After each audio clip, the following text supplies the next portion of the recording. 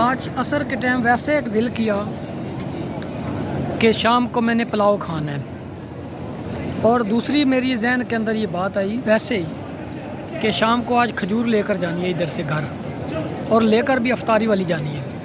رب محمد کی قسم، یہ دیکھ سکتے ہیں کھجور ہی کھجور ہے، اور یہ پلاؤ ہے۔ کہنے کا مقصد یہ ہے کہ یہاں جو بھی مانگتے ہیں نا آپ لوگ، دل کے اندر خالی خیال کرتے ہیں، وہ بھی یہاں ملتا ہے۔ تو اللہ پاک کی بارگاہ میں دعا ہے رب کائنات ہمیشہ ہمیشہ ہم گنہگاروں کے بخشش کا بہانہ بنائے، اور ہم گنہگار بہت ہی سیاکار بدکار ہیں۔